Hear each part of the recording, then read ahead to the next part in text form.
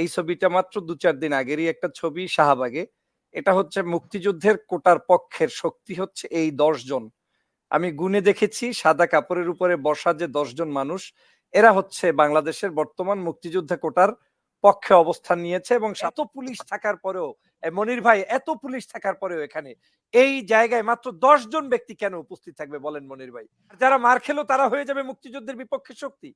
বাংলাদেশে এই পক্ষ এবং বিপক্ষটাই আওয়ামী লীগের একটা চাল এবং তারা এটা শুরু করেছিল সেই ২০০৭ সালের পর থেকে বিশেষ করে তারা যখন ক্ষমতায় এসেছে তখন দেশের এই ফ্যাসিস্ট শেখ হাসিনা সরকারের মূলত সবকিছুতে হচ্ছে তার এক ধরনের মানে একঘুয়ামি মানসিকতা ফ্যাসিস্টের যে মূল রেখা সেটা জানেন যে আজকের বাংলাদেশের এই গত প্রায় ২ সপ্তাহ পর্যন্ত সাধারণ শিক্ষার্থীরা আন্দোলন করছে শুধু তাদের কোটার অধিকার নিয়ে যে যেখানে অনৈতিকভাবে কোটা দেওয়া হয়েছে এই কোটাকে সংস্কার কিংবা পূর্ণ মাত্রায় বিলুপ্ত ঘোষণার জন্যই মূলত তারা আন্দোলন করছে। যখন শেখ হাসিনা বাংলাদেশে বলছে যে যারা এই আন্দোলন সংগ্রাম করছে বা এত সুযোগ সুবিধা যদি রাজাকারের নাতিপুতিরা পায় তাহলে মুক্তিযোদ্ধারা কেন পাবে না? তখন আমি এই ছোট্ট একটা ছবির দিকে আপনাকে নিয়ে যেতে চাই। এই ছবিটা মাত্র ২-৪ দিন আগেরই একটা ছবি শাহবাগে। এটা হচ্ছে মুক্তিযুদ্ধের কোটার পক্ষের শক্তি হচ্ছে এই ১০ জন। আমি গুণে দেখেছি সাদা কাপড়ের উপরে বসা যে ১০ জন মানুষ, এরা হচ্ছে বাংলাদেশের বর্তমান মুক্তিযুদ্ধ কোটার পক্ষে অবস্থান নিয়েছে এবং সামনে কিছু ক্যামেরাম্যান এবং পুলিশ তাদেরকে প্রোটেকশন দিচ্ছে। আর আপনি যাদেরকে বলছেন যে রাজাকারের নাতিপুতি, আজকের শেখ হাসিনার ভাষ্য অনুযায়ী এই যে রিসেন্ট একেবারেই আজকে নিউজ, সেটা হচ্ছে এই যে দেখেন, রাজাকারের নাতিপুতিরা সব পাবেন, মুক্তিযুদ্ধের নাতিপুতিরা কিছুই পাবে না। স্বাধীনতা যুদ্ধ শেষ হয়ে গিয়েছে ৫৩টি বছর, ৫৪ বছরে এখন পড়ছে।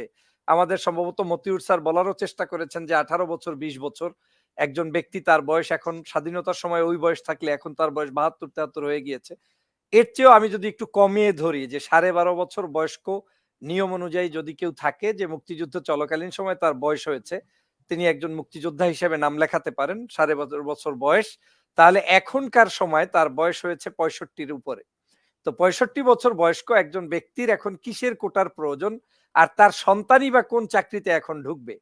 সন্তানের বয়সও তার ৪৫ হয়ে গিয়েছে, কারো ৫০ এর কাছাকাছি হয়ে গিয়েছে। তো এই জায়গাটায় আপনি আবার সেই মুহূর্তে বাংলাদেশে অ্যাড্রেস করছেন যখন শেখ হাসিনার সরকারই বাংলাদেশে প্রায় ১৭ বছর মানে ১৬ বছর চলছে ক্ষমতায় আছে। তাহলে ধরেন তত্ত্বাবধায়ক সরকারের আমলে কোনো একটা ছেলে জন্মগ্রহণ করছে সেই ১১ মঈন ফখরুদ্দিনদের সময়। তার বয়স এখন ১৮ পার হয়ে গিয়েছে। তো ১৮ বছর পার হওয়ার পরে সে তো এখন কলেজ ইউনিভার্সিটির স্টুডেন্ট প্রায়। ১৬ বছরে ইন্টারমিডিয়েট শেষ করে সে বিশ্ববিদ্যালয়ের স্টুডেন্ট এখন। ফার্স্ট ইয়ার, সেকেন্ড ইয়ারে পড়ছে। তাহলে আপনি রাজাকারের নাতিপুতি কাদেরকে বলছেন? যারা আপনার আমলেই জন্ম নিয়েছে, এই ছেলেরাই তো এখন মাঠে ময়দানে মিছিল করছে। যারা আপনার এই মানে বাংলাদেশের স্বাধীনতার বহু বছর পর, মিনিমাম ৩০ বছর পরে জন্মগ্রহণ করেছে, তারা আজকের আন্দোলন করছে, সংগ্রাম করছে।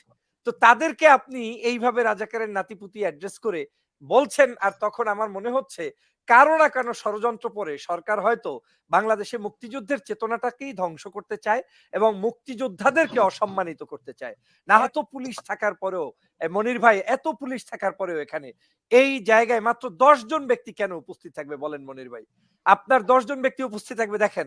গত ২ দিন আগের নিউজ। রাজশাহী বিশ্ববিদ্যালয়ের এই যে দেখেন, শিবির আখ্যা দিয়ে ছাত্রকে পেটালেন রাবি ছাত্রলীগ সভাপতি। এই নিউজটা দেখে বাংলাদেশে নিশ্চয়ই আপনারা দেখেছেন যে কি বিভৎস নিউজ সেখানে তারা হয়েছে।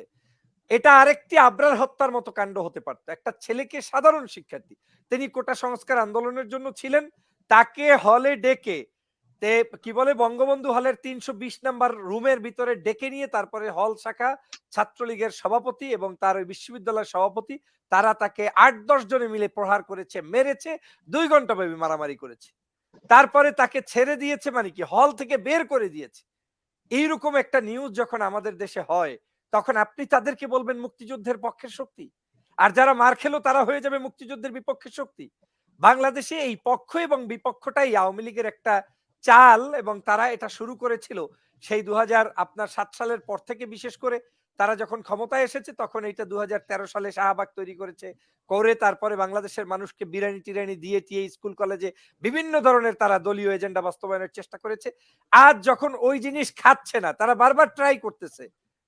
তারা এখনো ট্রাই করতেছে যে যদি কোনোভাবে বাংলাদেশের মানুষের মধ্যে পক্ষে বিপক্ষের শক্তি বের করা যায়। কিন্তু আওয়ামী লীগ এখানেই পরাজিত হয়েছে যে আজ বাংলাদেশের সাধারণ শিক্ষার্থীরা অনুমান করতে পেরেছে যে বাংলাদেশের এই ফ্যাসিস্ট শেখ হাসিনা সরকারের মূলত সবকিছুতে হচ্ছে তার এক ধরনের মানে একঘুয়ামি মানসিকতা।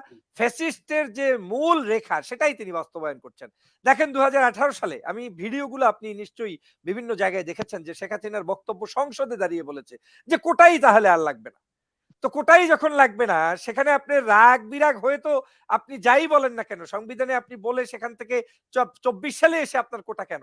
এই যে কোটাই লাগবে না সেটা তিনি রাগে বলুক যেভাবে বলুক কোটাকে বাতিল করতে বাধ্য হয়েছে। কিন্তু পরক্ষণেই এই মামলা টামলা দিয়ে আবার ছাত্রদের কাছে এটা করে দিয়েছে। দেখেন এই যে আরেকজন ব্যক্তি বাংলাদেশের আইনমন্ত্রী তিনি কি বলছেন? স্বাধীনতা বিরোধীরা কোটা সংস্কার আন্দোলনের নামে ষড়যন্ত্রে লিপ্ত আইনমন্ত্রী। আমাকে বলেন যে স্বাধীনতা বিরোধী কারা এই কোটা সংস্কারের নামে আন্দোলনে গিয়ে ষড়যন্ত্রে লিপ্ত রয়েছে বলেন?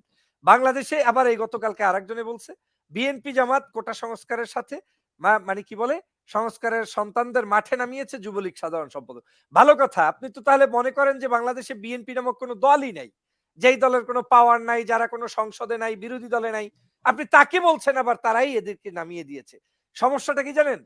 মানে বাংলাদেশে কোনো কিছু ঘটলে সেটা যদি আন্দোলনের রূপ নেয় তাহলে ওই আন্দোলনটাকে একমাত্র একটা লজিক দিয়ে বন্ধ করা যায়। সেটা হচ্ছে শিবির ত্যাগ, জামাত ত্যাগ, বিএনপি ত্যাগ অথবা আপনাকে মুক্তিযুদ্ধের সপক্ষের বিপক্ষের একটা শক্তি বানিয়ে তারপরে এই ট্যাগ লাগানোর চেষ্টা করা হচ্ছে। আমি মনে করি এই সাধারণ শিক্ষার্থীদের উপরে আওয়ামী লীগের এই ধরনের অত্যাচার, আওয়ামী লীগের এই ধরনের প্রি-প্ল্যান করে তাদেরকে স্তব্ধ করে দেওয়ার মানসিকতা এটা চরমভাবে এ কারণেই হয়েছে যেহেতু বাংলাদেশে কোনো গণতন্ত্র চর্চা নেই। আওয়ামী লীগ এখন যাকেই দেখে তাকেই বিরোধী দল মনে করে। মানে যেকোনো আন্দোলনে। যেমন সাধারণ শিক্ষার্থী নামেছে তাও বিরোধী দল। আর বিরোধী দলও নেমেছে তাও বিরোধী দল। আর ধরেন এই যে সারা বাংলাদেশের বিশ্ববিদ্যালয়ের শিক্ষকরা এর সিংহভাগ নেতারা হচ্ছে আওয়ামী পন্থী। তারাও তাদের বৈষম্যের কথা বলে রাজপথে নেমেছে। কয়েকদিন পরে শুনবেন তারাও মনে হয় কারো না কারো এজেন্ডা বাস্তবায়ন করছে। এইভাবেই বিবৃতি তারা দিবে। এই যদি হয় খেলা তাহলে আপনার কিভাবে বাংলাদেশ চলবে? আর অন্যদিকে কি হচ্ছে দেখেন বাংলাদেশে যখন সারা দেশের দুর্নীতিবাজদের সাথে আমরা তো আগেই বলেছিলাম যে একজন চাকর বাকর মালি এরা যদি ৪০০ কোটি ৫০০ কোটি টাকার মালিক হয় এই যে আজকে শেখ হাসিনা বলছে দেখেন আমার বাসার কাজ করে যাওয়া পিয়নের মূল্য হচ্ছে ৪০০ কোটি টাকার মালিক তারা। এরপরে কি বলছে হেলিকপ্টার ভাড়া করে চলে তারা। হেলিকপ্টার ভাড়া করে যদি ৪০০ কোটি টাকা মানে নিয়ে যদি চলে আপনি কি মনে করেন ৪০০ কোটি টাকা একদিনে ইনকাম করা যায়? একজন চাকর বাকর পিয়নের বেতন কত? প্রধানমন্ত্রী ওইটা যদি একটু খোলাসা করতেন তাহলে তিনি টের পেলেন না যে ৪০০ কোটি টাকা তার ওখান থেকে লোপাট হয়ে যাচ্ছে, নিয়ে যাচ্ছে। আর এখন এই কথাগুলো বলছি কেন জানেন? আমি এর আগেও বলেছি। কিছু চাকর বাকরের নাম দিয়ে একটু সংস্কার আয়োজন শুরু করেছে। এটা এ কারণেই শুরু করেছে যাতে তাদের বাপ-দাদারা সামনে না আসে। যাতে আমার এই যে ফরহাদ ভাইয়ের তার দলের বড়, বড় নেতারা সামনে না আসে। ওনাদের চুরি ডাকাতিগুলো জাতির কাছে স্পষ্ট না হয়। সে কারণে এখন ওই কিছু চাকর বাকর, মালি, মজুর, হ্যাঁ? মাছ খামার যারা করছে এখনো শেখ হাসিনার ওই যে বাগানবাড়ি পাহারা দিচ্ছে এদের কিছু দুর্নীতি দুষ্কৃতি আপনার জাতির সামনে এনে তারপরে বৈষম্যের মানে একটা দেখাচ্ছে যে ক্লিন ইমেজ তৈরি করার চেষ্টা করছে। যদিও এ নিয়ে আমি পূর্বে অনেক বিশ্লেষণ করেছি। আজ আমি যেটা স্পষ্ট করে বলতে চাই, এই কোটা বৈষম্য এটা কোনোভাবে থাকতে পারে না। এখানে বাংলাদেশে ৫৬% কোটা কোনোদিন থাকতে পারে না। একটা দেশের মেধাবী শিক্ষার্থীরা স্বাধীনতার সময় যারা যুদ্ধ করেছে তারাও আপনার এই বৈষম্যের জন্য যুদ্ধ করে নাই। আমি তো মনে করি যেই সব মানুষরা রাস্তায় ১০ জন বসেছে তারা দেখতে তো ভিক্ষুকের মতো লাগে। এখন বলেন মুক্তিযোদ্ধারা কি বাংলাদেশে ভিক্ষুক? মোটেই না। যদিও আওয়ামী লীগ তাদেরকে ভিক্ষুক বানিয়েছে। যদিও তাদের অনেকেই এখন খেতে পারে না। লুঙ্গি নেই, খাবার নেই, কিছু নেই, খোঁজও নেয় না। এরকম মাঝে, মাঝে রিপোর্ট আমরা অনলাইনে দেখি, বিভিন্ন পত্র-পত্রিকায় দেখি অমুক মুক্তিযোদ্ধা বিনা চিকিৎসায় মৃত্যুবরণ করেছে। আপনি তাদেরকে সেইটার নিশ্চয়তা দেন। তাদের বাড়ি-গাড়ির ব্যবস্থা করেন। তাদেরকে চিকিৎসার ব্যবস্থা করেন। আপনি তাদের পিছনে কোনো কিছু না করে একটা অসৎ উদ্দেশ্য নিয়ে ছাত্রলীগের ক্যাডারদেরকে চাকরিতে ঢুকানোর উদ্দেশ্যে আপনার এই ৩০% কোটা রাখতে হবে কেন? আমি তো অনগ্রসর মানুষের কোটার পক্ষে। যেমন একজনের হাত নাই, পঙ্গু, চক্ষু নাই, হাত মানে তার বিকলাঙ্গ, আমাকে তার হেল্প করা দরকার। অথবা কোনো একটা অনগ্রসর অঞ্চলের মানুষদেরকে হেল্প করা দরকার। অবশ্যই উই ডু রেসপেক্ট দেম। কিন্তু উই ক্যানট অ্যালাউ সামথিং মানে যেটা আমার জনগণকে সম্পূর্ণ বৈষম্যের মধ্যে নিয়ে আসবে। আজকের সেটাই হচ্ছে। এখন আপনি একটা শেষ করছি একটা জায়গা কথা বলে। শেখ হাসিনা ২-৩ দিন আগে একটা বিবৃতি দিয়েছিলেন। আজকেরটার আগের লেটেস্ট বিবৃতির আগের বিবৃতি। তখন তিনি বলেছিলেন যে 18 সাল হুম, থেকে আমরা যখন দেখলাম কোটা পদ্ধতি বাতিল করার পরে বেশ কিছু জায়গায় বৈষম্য আরো নতুন করে হয়েছে। কি তার দৃষ্টিভঙ্গিতে? এই কোটা না থাকার কারণে এই জনগোষ্ঠী, এই মুক্তিযোদ্ধারা পিছিয়ে পড়েছে। মূলত সরকার একটা তরিকা বাছাই করেছে। সারা বাংলাদেশে বহু কিছু করে গুম, খুন, হত্যা করে তারপরেও যখন দেখছে যে নিউট্রাল মানুষগুলোও সম্ভবত এত মেধাবী নিশ্চিত তারা শিবির হইতে পারে। এত মেধাবী নিশ্চিত তারা অন্য কোনো দল হয়ে বসতে পারে। হয়তো চুপচাপ আছে পরীক্ষার মধ্য দিয়ে ঢুকছে। তাহলে আমার ছাত্রলীগের এই অশিক্ষিত ছেলেরা চাকরি পাবে কেমনে? তাই তাকে কৌশল করে এখন তারা একটা এনালাইজ করেছে যে সামহাউ তাদেরকে রিক্রুট করতে হবে। আর সে কারণেই তারা এখন আবার কোটা সংস্কার এই জায়গাটায় নতুন করে হাত দিয়েছে এবং তারা আজকের বাংলাদেশের পক্ষে বিপক্ষের শক্তি বানিয়ে ফেলছে। আমি মনে করি এই দেশে ৫৩ বছর পরে পক্ষে বিপক্ষের কোনো শক্তি নেই। আমরা সবাই বাংলাদেশের শক্তি। বাংলাদেশের যে সরকারই আসুক না কেন, সাধারণ শিক্ষার্থীদেরকে অধিকার দিয়েই আপনার আগামী প্রজন্মের ভবিষ্যৎকে নিশ্চিত করেই আপনাকে সরকারে থাকতে হবে।